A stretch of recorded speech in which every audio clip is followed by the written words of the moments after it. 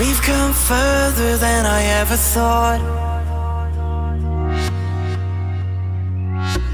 I reckon we found the place we had forgot.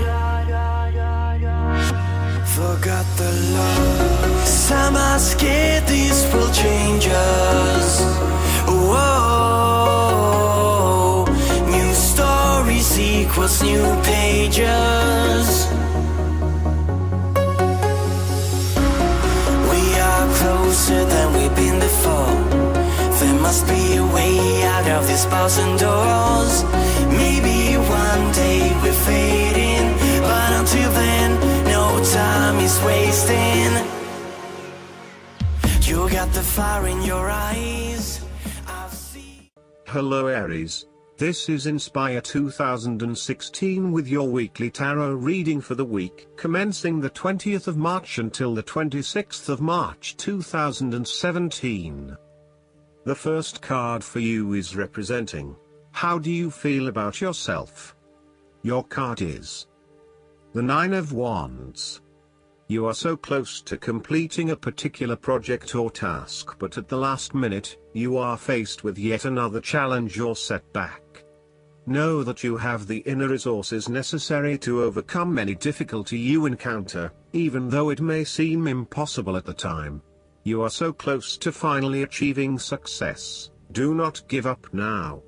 The Nine of Wands is a sign of hope and encouragement that if you stand firm and strong against your challenges, you will achieve your goal. The challenges before you now are only the last bit of darkness before the break of a wonderful dawn. The Nine of Wands is like the one last test or challenge before you can reach ultimate success. You feel as if you have come to the end of your fighting powers, but you have the skill and determination in reserve. You are in a position of strength, and by drawing upon all of your courage and abilities, you will prevail. Once the last obstacle is overcome, you are home free. The Nine of Wands encourages you to be resilient. You will continue to be opposed by hidden enemies, and your interests will be questioned. Even in the face of such adversity, when you are feeling battled and bruised, you need to be patient and vigilant. Be assured that you will eventually prosper if you maintain your position. And remember, if you do not succeed at first, then try again. You may have experienced setbacks that now leave you feeling distrustful of others or even yourself. The turning point will come when you are able to leave the past behind you and to cultivate a more open mind about the future. While you have experienced losses in the past, it does not mean that you have to experience further losses in the future. Turn a new leaf and push on. Sometimes, the Nine of Wands encourages a risk-averse approach. You need to expect the worst and therefore take extra precautions to avoid any negative consequences to your plans. You need to be on guard and wary of any potential obstacles or opponents who may stand in your way. The second card for you is representing, what do you want most right now? Your card is the Queen of Swords. What do you want most right now is balance, impartial judgment and intellectual understanding. You will meet a female significant figure who is most likely from the air sign, who is stern and composed, and without much feeling. If you are single, she might be someone that you're looking forward to be your partner. On the other hand, this card also represents the intellect's ability to judge and discern impartially, without the influence of emotion or sentimentality. She likes to know the how, what, why, where, when and who of everything to help her make sense of her environment and to better understand others. It is not that she does not care about others, but she connects to other people through an intellectual understanding rather than an emotional understanding. The Queen of Swords is a sign that you need to be independent in thought and in judgment.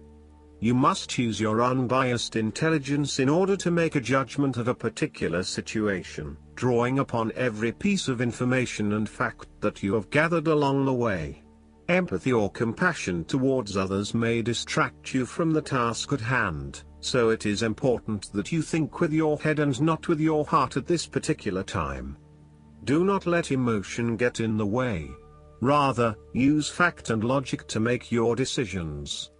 The Queen of Swords also has an innate ability to tell it like it is.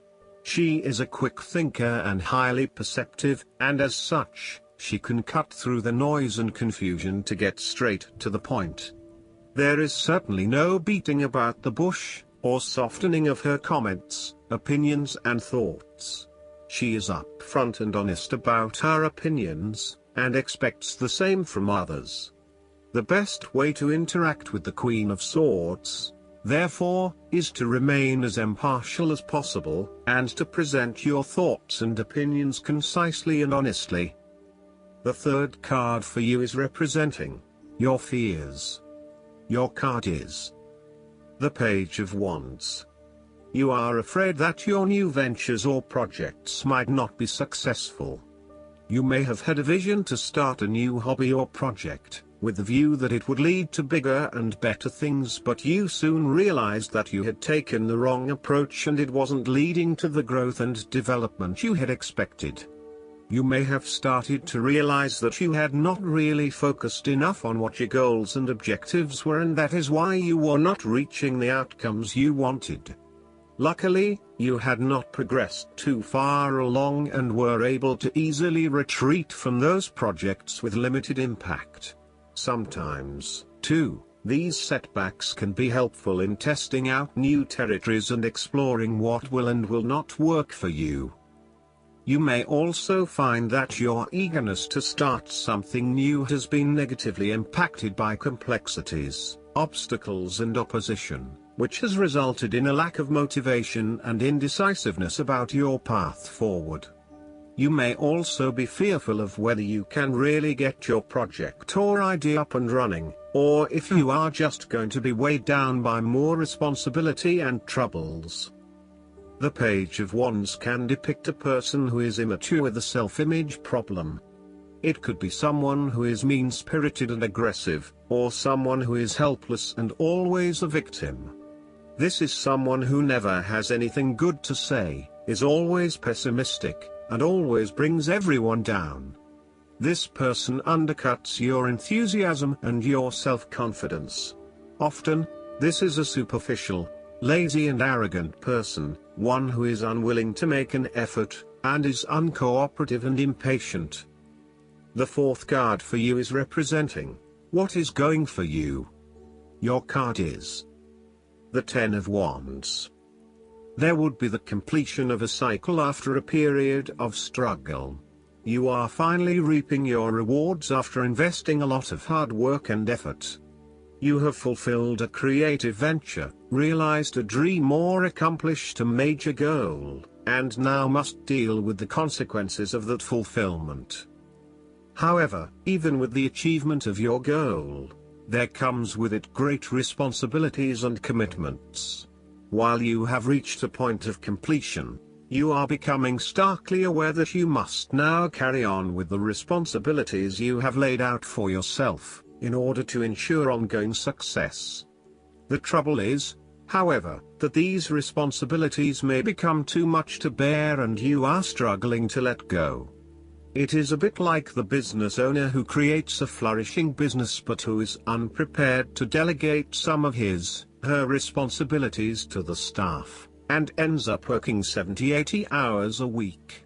The inspiration and creativity that was associated with the initial goal or vision rapidly disappears, and everything becomes hard work all too quickly. Thus, it is incredibly important to let go of or delegate some of your responsibilities in order to free you up to still enjoy life. This is a reminder of how much we take on in our lives and all the extra burdens and responsibilities we weigh ourselves down with. We take on so much, trying to do all the things that need to be done. Thus, this card asks you to stop and examine your current lifestyle or work. Assess which activities or tasks are really urgent or really important, particularly in relation to your broader goals. You may need to employ various time management or prioritization methods in order to determine where best to spend your time and which tasks you can drop. Your goal needs to be greater efficiency, whilst also freeing yourself up for rest and relaxation when you need it. This card can also mean that you are being oppressed by outside sources. You are overworked, overtired and overstimulated. You have more on your plate than you can possibly handle, and you have taken on too much at this point in time. In an effort to get to the finish line, you have found yourself overwhelmed with the extra responsibility and activity. You need to stop working so hard. If you cannot stop, then conserve your energy and pace yourself. When you are overcommitted, everything becomes a strain. The fifth card for you is representing what is going against you. Your card is the Four of Cups. There is a good possibility that an offer will come your way, but you must work hard to go out and get it. It is sitting right under your nose, so make sure you snap it up before you miss out. You may also be too focused on your own issues that you completely miss this opportunity or are unaware that it even exists. Keep your eyes and heart open to new possibilities, and release some of the focus on yourself to allow new opportunities to appear. The Four of Cups also reflects a time when you may be reluctant to open your heart to someone or to express your true feelings, instead withdrawing and isolating yourself from the other person. Be mindful of how this may be impacting those who are close to you, and be considerate of their needs as well as your own. On a more positive note, if you have been going through a period of stagnation, boredom or apathy, you will begin to feel restless with this state of being, and will want to break free from this rut. Put aside any negative thoughts or sulky behavior. Embrace the opportunities that are already being offered to you. Reconnect with others and let them know how much you appreciate them. The last card for you is representing the likely outcome that you may have. Your card is the Queen of Cups. You need focus on the emotional well-being of others rather than relying on rational or logical explanation. You are here to support and to teach others, by drawing upon your own intuition and sense of calm and emotional connectedness. Learn how those in need cope with life's challenges and share your knowledge. Hug someone you care about.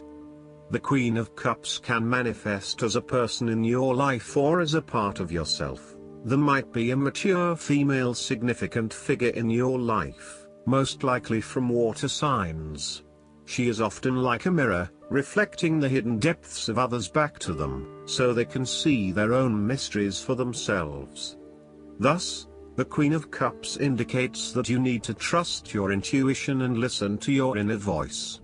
Trust the sensations and the feelings you are getting from your outside environment. One of the greatest assets of the Queen of Cups is her ability to sense the needs of those around her. Due to her associations with the element of water, the Queen of Cups can be passive and receptive. Her sensitivity draws those who struggle and suffer towards her. In many ways, she is a safe harbor for others. Her ability to connect on a soul level enables her to remedy the broken hearts of others. Her warmth and genuine caring make her a beacon of light. Because she is so responsive to the feelings of others, the Queen of Cups must constantly uphold her boundaries between herself and others. If not properly protected, the Queen of Cups can lose her own sense of self. This is her greatest vulnerability. The Queen of Cups tends to think with her heart, rather than her head. She may lack common sense and rationality, but she is highly intuitive and sometimes psychic and dreamy. Similarly, if you are finding that the logical approach is not working, then the Queen of Cups encourages you to follow your heart and not your mind. You may be required to turn inward and explore your emotions about a particular situation. The Queen of Cups symbolizes achievements made possible by the use of imagination and creativity. This is a woman who is highly imaginative and artistically gifted, affectionate and romantic in outlook.